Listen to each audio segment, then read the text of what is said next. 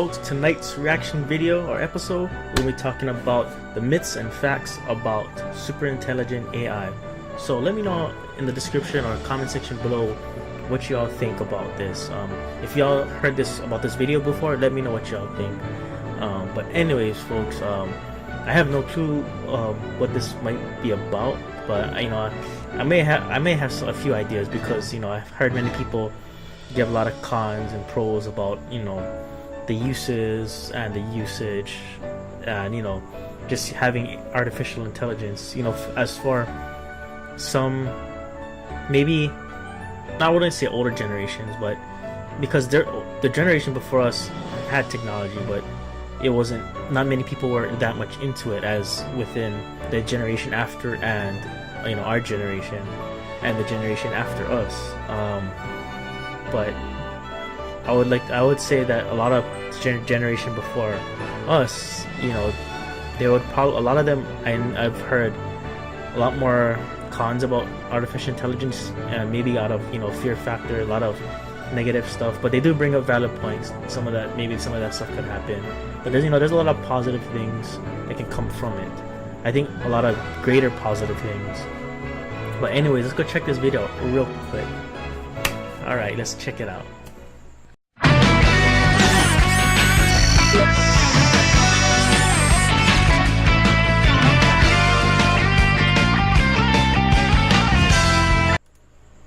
Will artificial intelligence ever replace humans? Is a hotly debated question these days. Could Some be people true. claim computers will eventually gain be. superintelligence, be able to outperform humans on any task, and destroy humanity. Other people say, don't worry, AI will just be another tool we can use and control like our current computers. So we've got physicist and AI researcher Max Tegmark back again to share with us the collective takeaways from the recent Asilomar conference on the future of AI that he helped organize. And he's going to help separate AI myths from AI facts. Hello. First off, Max, machines, including computers, have long been better than us at many tasks like arithmetic or weaving, but those are often repetitive and mechanical operations. So why shouldn't I believe that there are some things that are simply impossible for machines to do as well as people? Say, making minute physics videos or consoling a friend. Well, we've traditionally thought of intelligence as something mysterious that can only exist in biological organisms, especially humans. But from the perspective of modern physical science, intelligence is simply a particular kind of information processing and reacting, performed by particular arrangements of elementary particles moving around, and there's no law of physics that says it's impossible to do that kind of information processing better than humans already do.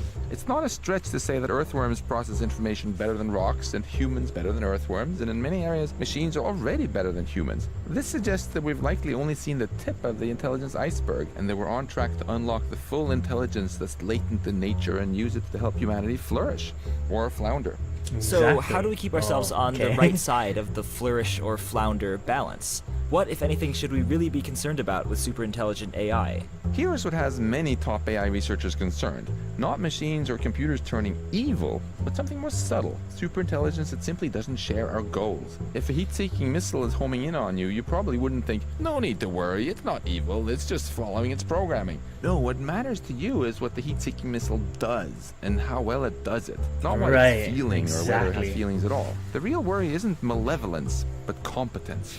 Superintelligent AI is by definition very good at attaining its goals, so the most important thing for us to do is to ensure that its goals are aligned with ours. As an analogy, humans are more intelligent and competent than that's ants, what I've been and saying. If you want to build a hydroelectric dam where there happens to be an anthill, there may be no malevolence involved, but, well, too bad for the ants. Cats and dogs, on the other hand, have done a great job of aligning their goals with the goals of humans. I mean, even though I'm a physicist, I can't help think kittens are the cutest particle arrangements in our universe. If we build superintelligence, we'd be better off in the position of cats and dogs than ants. Or better yet, we'll figure out how to ensure that AI adopts our goals rather than the other way around. And when exactly is superintelligence going to arrive? When do we need to start panicking? First of all, Henry, superintelligence doesn't have to be something negative. In fact, if we get it right, AI might become the best thing ever to happen to humanity. Everything I love about civilization is the product of intelligence. So if AI amplifies our collective intelligence enough to solve today's and tomorrow's greatest problems, humanity might flourish like never before.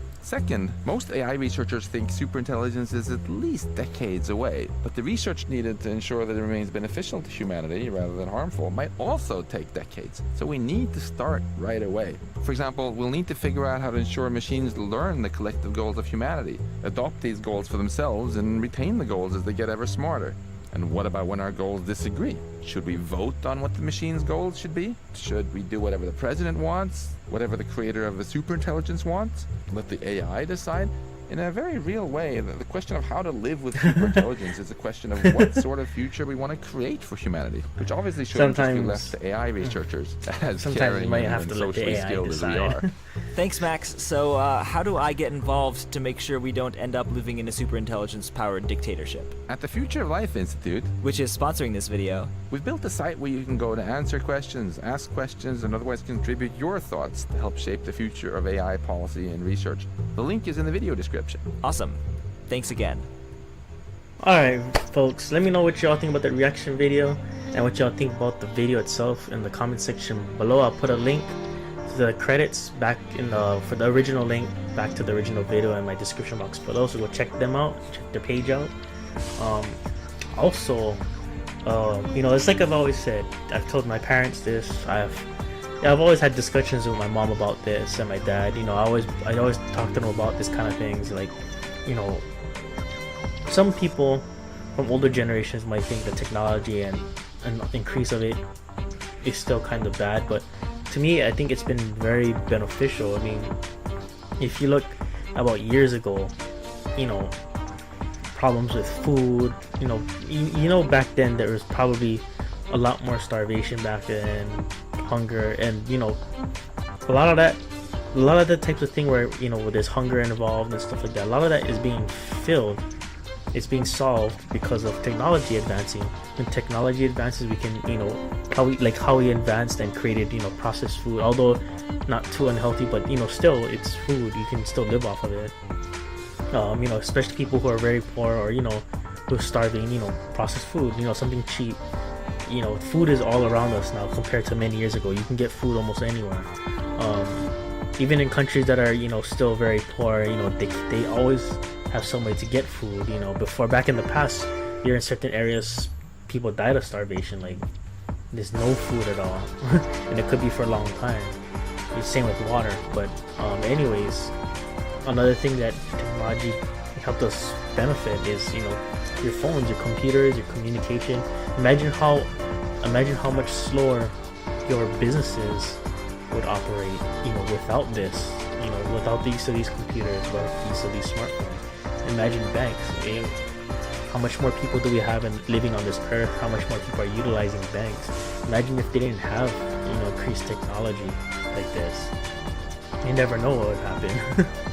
Like, you thought waiting in line at the bank during payday, for some people who like to don't have direct deposit and trying to cash check in or do transactions, the simple transactions, you hated waiting in line sometimes during long lines. If you didn't have technology, you probably would be waiting a whole day or half a day if it wasn't for that. But I think AI is a good thing, you know, as long as they do, you know, safety research. There could be a possibility of some bad stuff, but I'm pretty sure more of the good outweighs some of the bad, and some of the stuff AI can do would probably solve some of the mysteries or problems we had in the past, which it could do. It probably could solve a lot of problems that we cannot solve yet. But anyways, let me know what y'all think in the comment section below, and you know, let me know what your folks' take and opinions is on this. What do y'all think? What do y'all think about superintelligence? How do you feel about it? For me, I'm pro, you know, superintelligence. I'm all for it. I'm all in, like rolling chips, dice money, everything. I'm all in for super artificial intelligence. But you know, I'm that way because I grew up with technology. I've used it. I utilize it through my daily life. It's made life a lot easier for me. Try to get my parents into it, or my mom, but sometimes they don't listen. But you know, slowly they're getting into it, and it's helping them a lot more. But yeah, it's a good thing. I'm all for it. Everything in, chips in and all. I'm all for super AI. But let me know what's your guys' thoughts. What a night, folks. Anyways, thank you for stopping by my reaction channel. I post this tonight's episode. Hope y'all can come back again. Thank you for helping me to get to the 1,000 or 1K or 1,000 subscriber marks. Finally obtain 1,000 subscribers plus, and hopefully we hit the second benchmark. Hopefully we can make it to the third benchmark, the 10,000, 10K, and then the 100,000 subscriber benchmark, or 100K. But anyways, folks, thank you all for supporting me. Love you all. Y'all really like family to me, and thank you for helping me and everything else. And if y'all decide to make your own channel, let me know and I'll help you all. I'll help you guys all out too and give you a shout out and everything else, and I'll share your stuff. Anyways, folks, I got to go. It's late. Have a great night. It's been raining out here in Hawaii, so I had to dry my clothes and wash it. But anyways, folks, take care with everything. Whew. And like Zero Hyper Gaming always says, folks, mahalo, peace.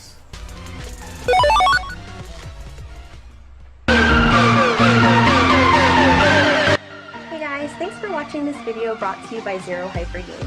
These videos are made possible for viewers like yourself, so please be sure to hit that like and subscribe button before you go. Also, if you guys want to check out any of my artwork, you guys can check me out on Instagram under HacksH4XX. I feature a lot of your favorite video game characters, from personally my favorite games like Legend of Zelda, Street Fighter, World of Warcraft, so much more, so please check me out. Alright, bye! Now that you've enjoyed that video, and I'm damn sure you enjoyed it, make sure you hit that subscribe button. Hit it hard, and make sure you subscribe to Zero Hyper Gaming. Ka-chow!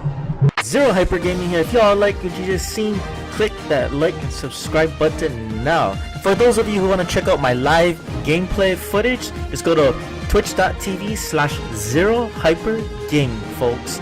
And for those of you who are interested in joining the VGH Video Gamers Hawaii community, just go to Facebook, click on that search button, and type in VGH-Video Gamers Hawaii. Love you all for supporting me, man. Thank you very much, and stay tuned for more content, reaction videos, and gameplay footage from Zero Hyper Gaming, folks. Also, don't forget to follow me on Twitter and Instagram, same name, Zero Hyper Gaming, to find out more daily content from my YouTube channel. Alright, folks, take care and peace out.